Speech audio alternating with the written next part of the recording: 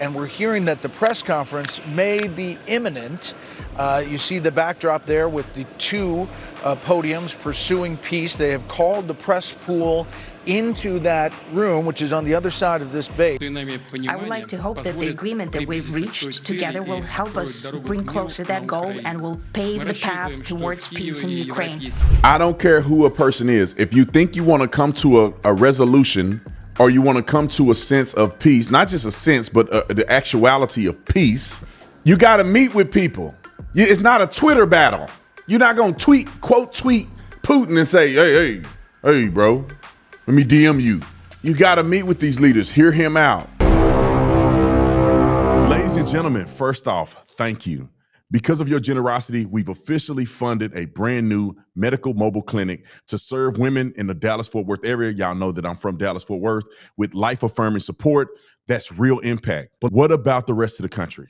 Did you know that 97% of women go straight to Google when they think that they might be pregnant? And guess who's waiting for them at the top of the search engine? It's Planned Parenthood, dropping about $25,000 a day to snatch vulnerable women before they ever get the truth. That's why Save the Storks launched their 24/7 digital highway, a way to reach women right where they are, online, with truth, hope, and resources. And get this, it only costs about 13 cents to reach one woman. That means your donation of just about $10, if you give 10, that will reach 77 women before Planned Parenthood ever has a chance. So don't wait. Let's save lives together. Help us reach our goal of 1 million women by donating now at SaveTheStorks.com/Tatum. Again, that's SaveTheStorks.com/Tatum. Let's beat Planned Parenthood at their own game and give women a real option. Breaking news, Donald Trump is meeting with Putin. This is the first time in U.S. history that a Russian leader is meeting on American soil. And you know that the bootleg politicians are literally upset that Donald Trump would have the audacity, except one. You wait till you hear the one that actually agrees with Trump, and he actually agrees with her, which I'm shocked. She still should go to jail, but I'm shocked that Trump agrees with her. But let's keep going. Some naysayers are upset with Trump for having the audacity to try to meet with Putin. Let me tell you this, ladies and gentlemen. I know y'all don't think like this because y'all smart. If your dumb cousin who voted for Kamala is trying to say that Donald Trump is wrong for meeting with Putin because Putin is a whatever they want to say he is, it just affirms to you that your cousin is dumb and that you shouldn't listen to nothing they say. I don't care who a person is. If you think you want to come to a resolution, or you want to come to a sense of peace, not just a sense, but the actuality of peace, you got to meet with people. It's not a Twitter battle. You're not going to quote tweet Putin and say, hey, bro, let me DM you. You got to meet with these leaders, hear him out. Putin seems like a reasonable person to talk to. I don't know if he's reasonable in his policy. I don't really know much about what Russia's doing. I heard he was a bad guy. Every time I hear him, he sounds like a great president. But that tells you that I don't know the context to it. But what I will say is that I think President Trump should meet with him. So here's a couple clips of President Trump meeting Zelensky in Alaska. Roll the clip. Not Zelensky, I'm sorry, Putin. I say Zelensky is by default Putin. Boy, I've been saying the wrong words lately. It's been a long week. Putin. Did I say Zelensky the whole time? Son of a bean dip. Y'all help me. I don't know why my brain, you know what it is? It's because I don't get enough sleep.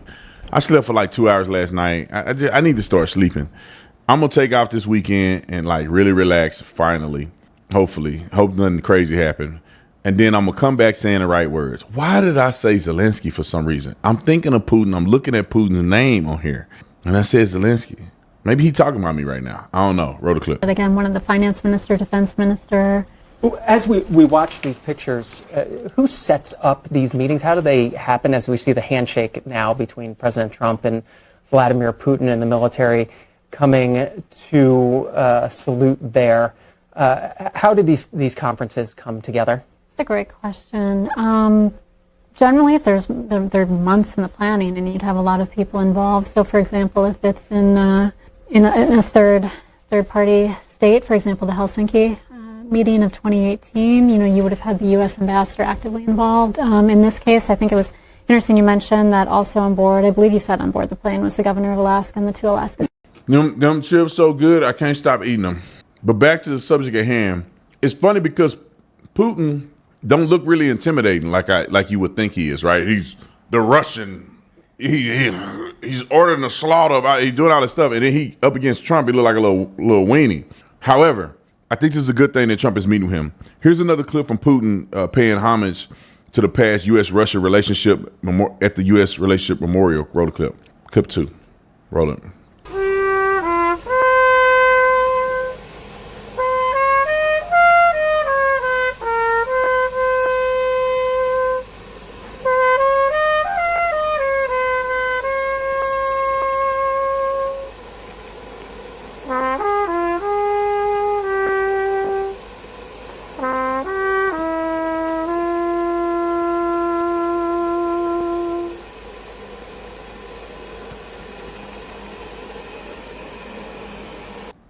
To me, that sounds like we heading in the right direction. Can I get an amen? I think we headed in the right direction. I think that Donald Trump is going to have a pretty good, reasonable negotiation. There's 3 more clips I want to show you guys. Let's start with the protesters. So you got half brain dead people. White people so silly. I can't express it enough. White people, y'all silly. Black people violent, but y'all silly. I have to say it. You white people are known for being silly. And I'm talking about the good conservative. I'm talking about these fools. You literally going and flying Ukrainian. First of all, we're in America to start with. We invite the Russian president to come over to have a conversation about doing what? You idiots. And it's always the fat, sloppy, ugly, old, dirty, dusty, stanky, onion ring smelling ones that are out here looking stupid instead of being at work doing something productive for society. But they're out here doing this for what? You gonna show Putin that you support Ukraine? What are y'all doing? If anything, you should be saying you want peace. You gonna mock the man waving other flags of the country that he's fighting against? Like, what is your end goal here? Besides stupidity. Then they got a mask on.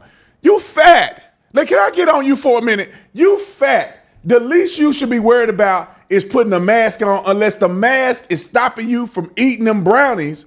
That's the only reason you should have a mask on, to stop you from shoving your fat, nasty face with nothing but cookies and sugar. You ain't got to worry about no virus. You need to worry about calorie intake, your caloric intake. You fat, sloppy. Let me say that. Don't get mad at me, man. I'm sick of these people, man. I'm sick of them. I'm sick of these people. They just stupid and they're a waste of time. Let's play Fox News summary of prior summits, and then I want to hear Representative Luna and what she had to say. Roll the clip. We get along. There's a good respect level on both sides, and I think, something's going to come of it. I notice he's bringing a lot of business people from Russia, and that's good. I think it's extraordinarily difficult to predict how things are ultimately going to turn out. I can tell you that President Trump's leadership is very much going to be on the line today. We can often be surprised by what happens in these meetings. I hope there's a positive surprise that comes out of today. It'd be a great thing for the United States of America. President Trump will soon land in Alaska to meet with Russian President Vladimir Putin. The two leaders looking to negotiate an end to the years-long war in Ukraine as the world waits to see what will come of this historic summit. And with that, so begins a Friday afternoon. I'm John Roberts, and welcome to you again. Thank you for having me. I'm Aisha Hasni in for Sandra Smith today, and this is America Reports, the big day for the U.S. President Trump describing this highly anticipated talks as a feel-out meeting and making it very clear that his top priority will be to determine whether or not a ceasefire in Ukraine is even possible, John. The president also calling the meeting high stakes and threatening very serious consequences if the talks fall apart. He sat down with our own Brett Baer in his office aboard Air Force One en route to Alaska. Okay, in the office with President Trump on Air Force One, heading in. What's your initial feeling? How are you feeling about what you're going to get out of this? I think we're going to do very well. Our country is doing very well. We're setting records economically like we never have before, including the stock markets are all at a record high. We're taking in trillions and trillions of dollars with tariffs. We're going for a meeting with President Putin in Alaska, and I think it's going to work out very well. And if it doesn't, I'm going to head back home real fast. I mean, if it doesn't, you walk. I would walk there. All right, more of that interview on Special Report tonight as we get ready to kick off our special coverage this afternoon. But first, The Fox team is in place. Shannon Bream is going to join us in just moments. Let's begin, though, with Peter Ducey. He is live in Anchorage, Alaska, where the president is expected to arrive very soon. Hello, Peter. Aisha and John, good afternoon. I talked to President Trump on the phone a little while ago, and he stressed that his number one priority with this meeting with Vladimir Putin today is saving lives in Ukraine. He wants the war over quickly. And you heard him there in the office on Air Force One, heading to Alaska, telling Brett Baer that if the meeting today does not go well, he will walk. The Americans will walk out. But that might not be necessary because the Russian side, the Kremlin, is putting out the word. They are preparing for 6 or 7 hours worth of discussions today. That would be about double what the Putin-Biden summit in Switzerland was 3 years ago. And it's a big if, but if things progress well, it could bring in a new era of U.S.-Russian relations. Now we have the hottest country, and he wants a piece of that because his country is not hot economically. In fact, it's the opposite. And China's not doing well economically, but we're all, look, I want everybody to do well. The war's got to stop and the killing's got to stop. It hasn't yet, according to Vladimir Zelensky. A translation of a post he just put up reads, "The war continues. It continues precisely because there is not only an order, but also signals about Moscow's preparation to end this war. On the day of the negotiations, they are also killing, and that says a lot."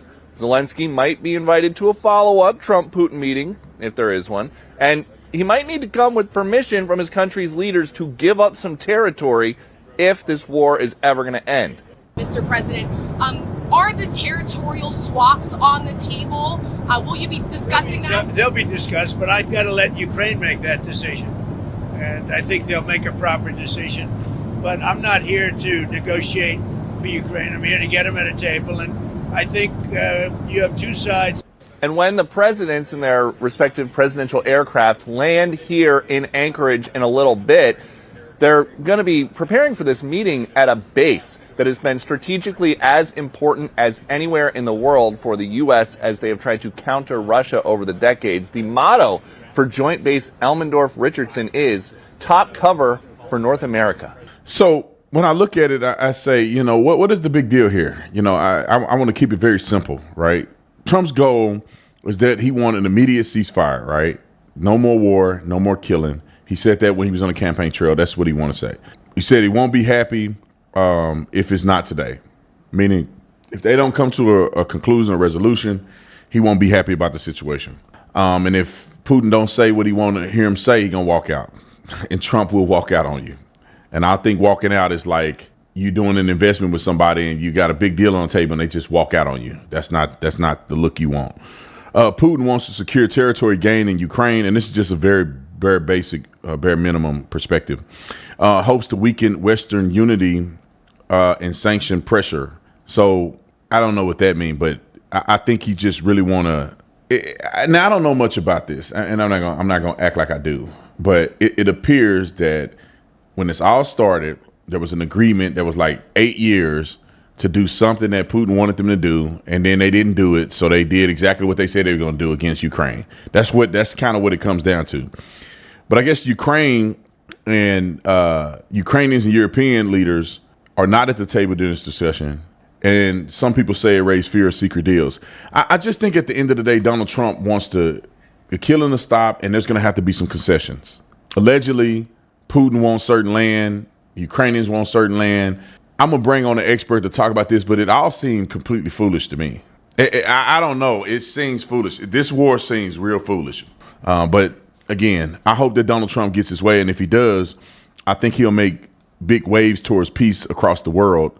And this is one of those things that I think makes the difference between him being in office versus these other idiots who have done nothing for our country but destroy our country. But here's Vladimir Putin and President Donald Trump. Mr. President, ladies and gentlemen, our negotiations have been held in a constructive atmosphere of mutual respect. We had very thorough negotiations that were quite useful. I would like to thank once again my American counterpart for the proposal to travel out here to Alaska. It only makes sense that we've met here because our countries, though separated by the oceans, are close neighbors.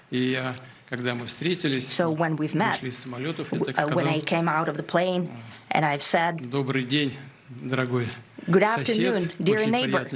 Very good to see you. In good health and to see you alive." I think that is very neighborly. And I think that's some kind words that we can say to each other.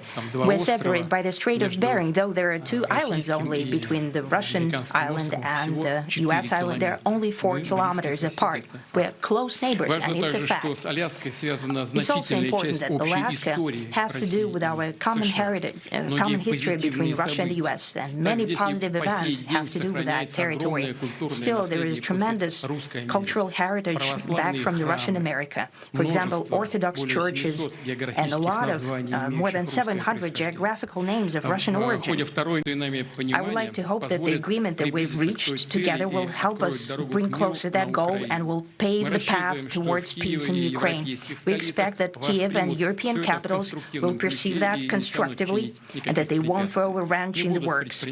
They will not make any attempts to use some backroom dealings to conduct provocations to torpedo the nascent progress. Me and President Trump have built a very good, businesslike, and trustworthy contact. And I have every reason to believe that moving down this path, we can come, and the sooner the better, to the end of the conflict in Ukraine. Thank you. Thank you. Well, thank you very much, Mr. President. That was very profound, and I will say that I believe we had a very productive meeting. There were many, many points that we agreed on, most of them, I would say, a couple of big ones that we haven't quite gotten there, but we've made some headway. I'd like to remind you that in 2022, during the last contact with the previous administration, I tried to convince my previous American colleague that the situation should not be brought to the point of no return when it would come to hostilities. And I said it quite directly back then that it's a big mistake. Today, when President Trump is saying that if he was the president back then, there will be no war. And I'm quite sure that it would indeed be so. I can confirm that. I think that overall, me and President Trump have built a very good, businesslike, and trustworthy contact. And I have every reason to believe that moving down this path, we can come, and the sooner the better, to the end of the conflict in Ukraine. So there's no deal until there's a deal. I will call up NATO in a little while. I will call up the various people that I think are appropriate, and I'll, of course, call up President Zelensky and tell him about today's meeting. It's ultimately up to them. They're going to have to agree with what Marco and Steve and some of the great people from the Trump administration who've come here, Scott and John Ratcliffe. Thank you very much. But we have some of our really great leaders. They've been doing a phenomenal job. We also have some tremendous Russian business representatives here, and I think everybody wants to deal with us. Let's see what Anna Paulina Luna had to say. I think it's just a picture, not a video. It says later this afternoon there will be a historic meeting between POTUS and Kremlin, Russia, which is Vladimir Putin. Let us pray that there is a peace agreement met and for all parties involved. This would not have happened without the wonderful leadership of real Donald Trump. I agree with her 1,000%. But you know who chimed in on this? Maybe because she don't want to go to prison. She still should go to prison. I don't care what she say. It's your girl Hillary. She's come out the snake den, pop her head up, to flick her tongue around, trying to find out how she cannot go to jail, in my personal opinion. And she said this on one of these left-wing shows, wrote a clip. I actually was encouraged by the events of the last several months. First of all, the NATO commitment by individual member states to increase their defense spending is very welcome. It's something that prior administrations have certainly sought, and I think it's great that we are seeing these commitments that now have to be followed through on. the willingness of European countries to support Ukraine, and by doing so, buy American weapons in order to provide them to the Ukrainians. I think all of that is a very good signal that there is beginning to be a better understanding, both by the president and the people around him, as well as by the leaders of our European allies, that there can be common ground amongst us. And the kind of dismissiveness that we saw in the first Trump administration has been replaced by a much more obvious working relationship to the good of European security, transatlantic security, and hopefully Ukrainian security. So I'm actually encouraged. Oh, so you should have voted for Trump is what you're saying. Well, let's hear what Trump had to say about hearing Hillary Clinton make these statements. Roll the clip. In fact, did you see that Hillary Clinton yesterday said that if you got this deal done and not capitulate to Putin, that she would nominate you for the Nobel Peace Prize? If President Trump were the architect of that, I'd nominate him for a Nobel Peace Prize. Well, that was very nice. I may have to start liking her again. Trump would say something like that. You know, I think that, it's very interesting that she would say something positive about Trump. I don't think she's ever in her entire life have said anything positive about Trump since Donald Trump ran for office. And I'm not sure why she's saying anything positive now, because it's kind of weird. Yeah, this is a no-brainer that Trump is orchestrating wonderful and impactful things to the country. Yeah, she's now, I would say understanding it. She's now admitting to it. But Donald Trump has been doing incredible things ever since 2016. Why did she not say anything positive then? When Joe Biden was in office, why didn't she criticize Joe Biden for all the terrible things he did and made mention that she would support Trump for his reelection because he was better? Because some of the things that he promised that he's doing now, or some of the things he's doing now, he already promised. Why is all of a sudden she trying to be on his good side? I think I know why. I can't prove it, but I think I know why. Because she probably don't want to go to jail. And if I was her, I probably wouldn't want to go to jail either.